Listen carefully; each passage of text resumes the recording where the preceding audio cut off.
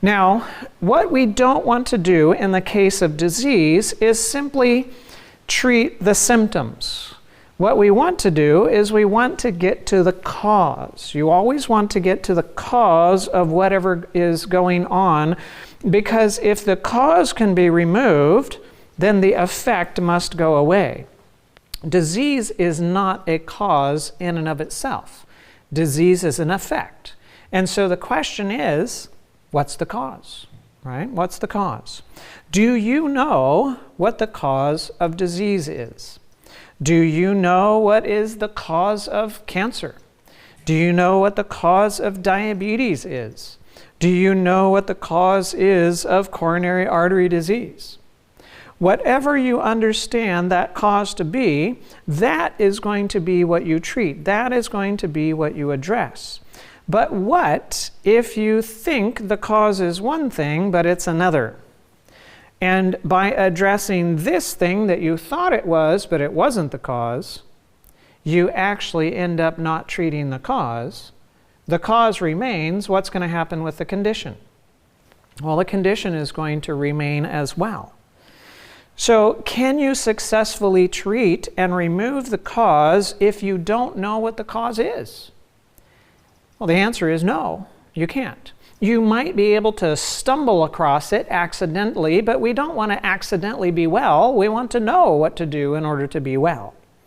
So to understand this, we're going to go to an analogy of the tree. Trees can teach us a lot about ourselves in this analogy standpoint. So here we have a tree, and you notice on the tree that it has some black leaves and black fruit over here. Bad fruit, bad leaves. That, of course, is a problem. And in our analogy, that problem represents symptoms. The tree represents you and a healthy state, and now there's a problem. There's some symptoms that have presented themselves. Symptoms such as pain or coughing or itching or runny nose or sore throat or aching or fever, chills, these different things. There's many, many different symptoms that are out there. Now, what is it that you do when you have negative symptoms? When you have a fever, when you have a pain, when you have a coughing and runny nose and these things, what do we usually do about it? Well, in our Western context, we will typically take some kind of medication in order to treat that. You have runny nose? Well, take something to dry that up. You have a cough? Take something to suppress that cough. You have a fever? Take something in order to decrease that fever. So, simply taking medications or even herbs, we're getting more into that in our society. More people are going after herbal remedies. Well, there's an herbal pill for every ill, just like there's a pharmaceutical pill for every ill that's out there as well. If we take those and they simply remove the symptoms, but they don't take care of the cause, then we haven't really fixed the problem. It's like having the bad fruit and the bad leaves on the tree, and we pluck off the bad fruit and the bad leaves, but the problem is actually deeper than that, right? It's deeper than that. Let's imagine that you have a pain, and that pain is right there in the middle of your back. It's between your shoulder blades, it's stabbing, it came on suddenly, it's very painful. Maybe you take some over-the-counter pain medication and it's just not working. And so in the dead of night, you go to the emergency department. They had some big calamity. There's all sorts of traumas that they're taking care of. They can't spend a lot of time with you. Some nurse practitioner is assigned to be out there to try to get people quickly through. Oh, you've got back pain. Here's some stronger pain medication. Go take that. Follow up with your primary care physician in the morning. And so you do, and you get that prescription filled, and you take some of that stronger pain medication. Oh, it still hurts. You can't lay on your back. It's a problem. And what do? Well, you go see your primary care physician, and they do an examination, and they find out there's a reason you have your back pain. You've got a knife in your back, right? So did the pain medication take away the problem? Well, no, it didn't. It might take away some of the symptoms of the problem, some of the pain associated with it, but it didn't take care of the problem itself, right? It didn't take care of the problem itself. Any treatment that you use that does not remove the cause itself is going to leave you left with a problem, right? So those symptoms can be covered, they can be masked, they can be plucked off, but the problem lies deeper than that. The tree does not have bad fruit and bad leaves simply because of the fruit and the leaves. The fruit and the leaves grow off of the branches, and the branches represent our behaviors. It represents what you do. What are certain behaviors that we might look at or consider? Well, you breathe. That's a behavior. That's an action. You drink, you eat, you expose, or you cover. These are various different behaviors that we have. Now, if your behaviors are good, then the likelihood is that your fruit and leaves or your symptoms are going to be good. If the behaviors are bad, then well, the likelihood is that your fruit and leaves, the symptoms are going to be bad as well. The branch, if the branch is bad, the fruit and leaves coming off that branch are going to be bad. If the branch is good, the fruit and leaves coming off that branch is going to be good, right? So we need to have good behaviors, and that's good. I started out my practice in conventional medicine. I was an emergency medicine specialist, and there was a lot of symptom care, a lot of treating individuals and treating their symptoms, and yes, dealing with trauma and other things, surgical emergencies, things of that nature. But then I realized I was simply putting a Band-Aid on a bleeding artery, and it just wasn't working, and so I switched to a practice of lifestyle. And I began to practice in a lifestyle center where we helped individuals change their life patterns, their behaviors and their actions, how they ate, what they drank, their exercise, and so on. And we were able to get them off of their medications many times and work on reversing their disease processes. It was much more rewarding. We were going from the fruit and the leaves down to the branches. But do the branches grow by themselves? Well, the answer is no. The branches grow from the trunk, and the trunk represents our needs. What do you need? Well, you need oxygen. You need water.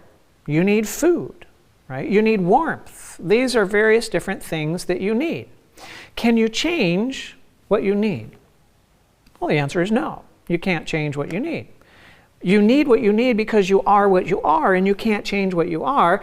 Let me remind you, you can't change what you are. Therefore, you can't change what you need. You can't just one day decide that you don't need oxygen, you don't need water, you don't need food. Well, you can stop breathing and you can stop drinking and eating, but pretty quickly you will become convinced that was not a good idea because you still need those things. So you cannot change your needs. In a teeter-totter, that old teeter-totter that you used to play on in your playground, or maybe you still do if you're young and you're watching this. The teeter-totter, let's use this, the pointer as the example. The teeter-totter goes up on one side, down on the other, up on the other side, down on the one, and so on, back and forth. Well, that point in the middle that doesn't move, that doesn't change, that's called the fulcrum. And the fulcrum, that point that doesn't change, is your needs. When it comes to your health and how you function, it's your needs. Your needs never change. They're the same. Now, you might need a little bit more or a little bit less depending upon how active you are or the environment that you're in, but what you need stays the same. So what has to change? Well, your behaviors have to change because your behaviors are there to supply what you need. You breathe because you need oxygen. You drink because you need water. You eat because you need food. The behaviors or the actions are there in order to bring in what you need so that you can be satisfied by it. So what you need doesn't change. Your behaviors must change in order to meet your needs. And if your behaviors match your needs, then that's going to result in good fruit and good leaves, good symptoms. But if your behaviors don't match your needs, well, that's going to result in bad fruit, bad leaves, bad symptoms. Now, does the trunk grow by itself? Does it? Well, no. Where does it come from? Well, it comes from the roots. It grows out of the roots. And the roots represent our beliefs. Now we're starting to get underground. This is the not so obvious stuff. What somebody believes is not so readily evident until you begin to talk to them and to ask questions and discover different things about them. Those beliefs are not self-evident. So we have our beliefs, and those beliefs, you got to dig to find out what's going on there. What you believe will manifest itself in what you do. What you believe will manifest itself in what you do. So what you believe, you will do. Let's imagine that you believe that you need Dr. Pepper. What are you going to do? Well, you're going to drink Dr. Pepper. Your behavior will match what you believe. But do you actually need Dr. Pepper? Do you know anybody in the history of the world that existed their entire life without drinking Dr. Pepper? Well, of course. For thousands of years before Dr. Pepper was ever invented, people survived without Dr. Pepper. You do not need Dr. Pepper to survive. Now, Dr. Pepper does have things in it that you need. It has water. Most of it is water. You need water. And it's got some sugar, and it might not be the best form of sugar, but you can live, at least for a while, off of sugar. But there's other things in there that you don't need. And so if it has stuff that you don't need, but you bring it in, does that supply your need or that doesn't? Well, it doesn't. And if you have an action or behavior that does not supply your need, is that going to result in good fruit and good leaves or bad fruit and bad leaves? That's going to be bad fruit and bad leaves, right? It's going to be bad fruit and bad leaves.